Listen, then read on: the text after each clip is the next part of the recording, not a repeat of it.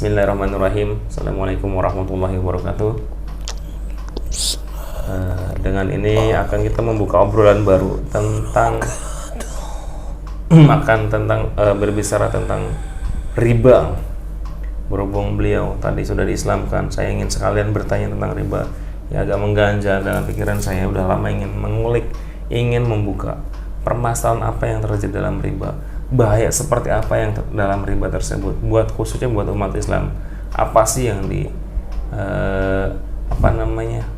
dituju oleh bangsa iblis itu, kenapa dibuatkan riba, dan umat Islam di saat mempunyai hutang riba, punya riba bersangkutan dengan riba pun ataupun pelaku riba sendiri, bahayanya seperti apa. Saya ingin bertanya langsung dengan beliau.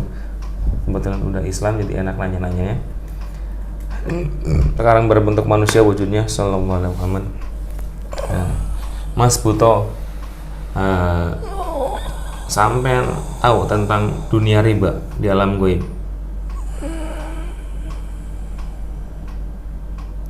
Suaranya yang lantang ya, ini sangat krusial masalahnya. Suaranya yang lantang.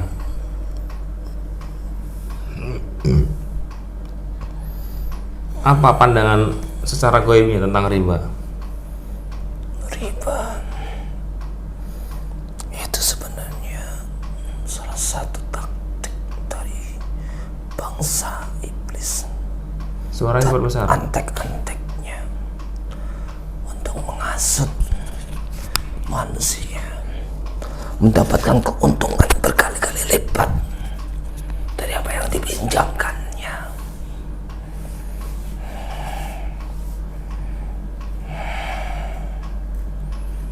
Manusia itu gampang dirayu, gampang dibuat untuk melakukan kejahatan, kemaksiatan. Kalau orang itu menyukai dan menyenangi di bidangnya itu, banyak orang kan ingin menguangkan uang, menguangkan lagi uang itu berkali-kali lipat. Padahal itu tipu daya pasukan-pasukan iblis supaya menjadi antek-anteknya nanti di akhir hayatnya. Orang yang beribadah itu sebenarnya sudah menggadaikan akidahnya pada kami.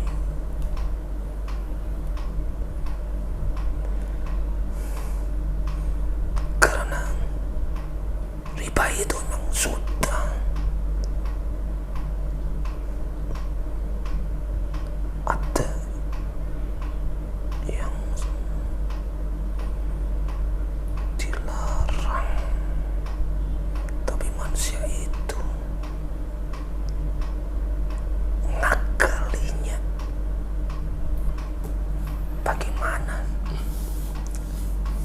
di mata manusia itu biar dianggap sah dengan kebiasaan, dengan kebutuhan. Tapi pada hakikatnya tidak bisa itu.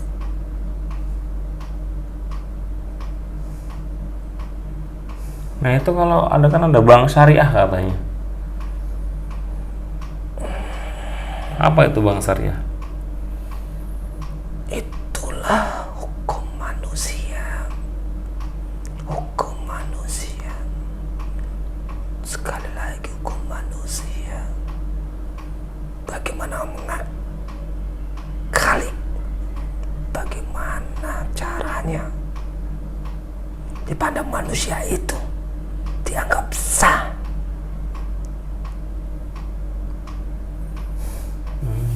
Karena pada dasarnya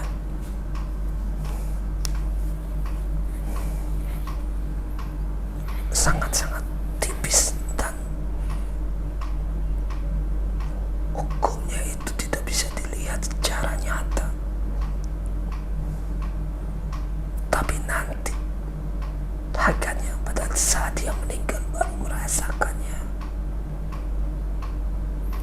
Nah kan itu kan kalau seseorang. Nah sedangkan negara kita sendiri, negara Indonesia kan minjam uang ke Bank Dunia dengan ada bunganya. Nah itu nasib rakyatnya gimana? Itulah seorang pemimpin yang terlalu berambisi.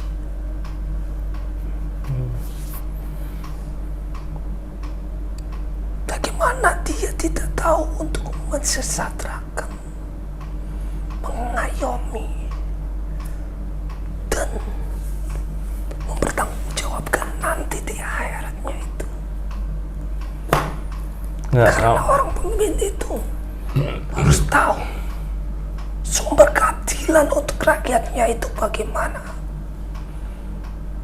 Apa yang nanti untuk rakyatnya yang dimakannya, untuk bisa memakmurkannya, mensejahterakannya. Seorang pemimpin yang sejati, dia tahu akan dirinya sendiri dan mengetahui bagaimana rakyatnya nanti akan dipertanggungjawabkan nanti di akhirat nanti. Kalau dia ingin mensejahterakannya, lihat hasil sumber dayanya yang di negaranya itu yang bisa dikelolanya. Itu udah cukup. Karena yang Maha Kuasa ngasih suatu negara itu udah ada. Tinggal rakyatnya itu di pemimpin yang adil memanfaatkannya. Tapi bagaimana kalau di lingkungannya itu bersenang-senang untuk dirinya sendiri, tidak untuk rakyatnya? Itu yang menyebabkan suatu negara akan hancur. Lebih sangat disayangkan dikuasai nanti oleh perekonomian suatu negara orang lain, karena ada ikatan. Bagaimana nanti dia harus membayar hutangnya. Nah, oleh negara biarkan saja, yang penting itu nanti hutangnya tanggung jawab pemerintah ya, bukan rakyatnya ya. Secara kepemimpinan itu pemimpin yang akan bertanggung jawab, tapi memang dampaknya pasti akan ke seluruhnya. Makanya nanti pada saat di yaumul kiamah nanti pasti akan kena imbasnya juga. Kenapa? Nah, Sumber daya yang ada dalam negara itu tidak dimanfaatkan, sehingga negaranya itu tidak maju, rakyatnya miskin. Dia malah mengambil dari luar, memberi rakyatnya makan. Rakyat tidak bersalah, dalam dirinya ada yang harus bertanggungjawabkan itu. nah kan apakah dengan orang yang minjam riba doanya itu tidak terijabah, susah diijabah, dan juga kan riba itu secara tidak langsung menutup rezeki. Secara goibnya itu apa sih menutup rezekinya, dengan seperti apa? Allah itu Rahman Rahim, Maha Rahman Rahim, menyayangi seluruh alam semesta ini. Dia mengasai apapun, cuma orang yang hutang riba itu, walaupun dia dikasih, nanti akan mendapatkan suatu ujian lagi dalam hidupnya. Karena apa? Hutang riba pasti akan memunculkan suatu masalah yang baru.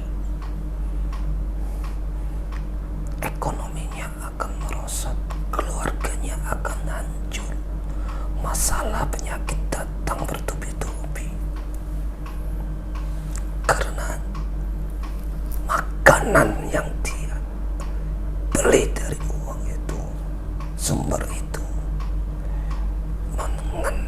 dalam diri sendiri yang akan menjadi sumber penyakit bagi diri sendiri dan bagi keluarga dan bagi orang yang dikasihinya. Kalau dia berdoa tidak akan menyampai ke langit satu, sudah akan balik lagi. Belum dari dosa-dosa yang lain. Karena Rahman Rahimnya Allah yang mengasihi semuanya, seluruh alam ini, mengasihi semuanya, sudah terakar dan terukur. Cuma manusia itu sendiri yang egonya tinggi, ingin minta lebih.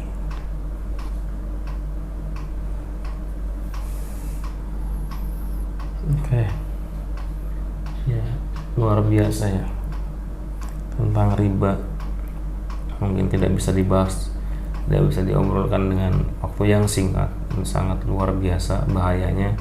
Mudah-mudahan saya pribadi maupun yang lainnya dijauhkan dari segala macam riba, dan yang mungkin yang punya tanggungan riba termasuk saya segera dilunaskan dengan izin beliau, guru kami Sang Hyang Nursi Nirwana. Rezekinya dilancarkan, hutang-hutangnya segera ditutup kembali, yang sedang kesusahan semuanya terlepas dari kesusahannya, yang punya hutangan riba bank Batak ataupun bank keliling itu dihilangkan semua, dinetralkan semua. Amin ya robbal alamin. Mungkin cukup sekian, terima kasih atas informasinya Mas Buto. Silakan ke majelis depan bergabung dengan teman-teman jenengan yang sudah lama. Monggo keluar. Assalamualaikum warahmatullahi. Waalaikumsalam warahmatullahi wabarakatuh. Tarik semua energi negatif dengan tubuh gladiator. Allah.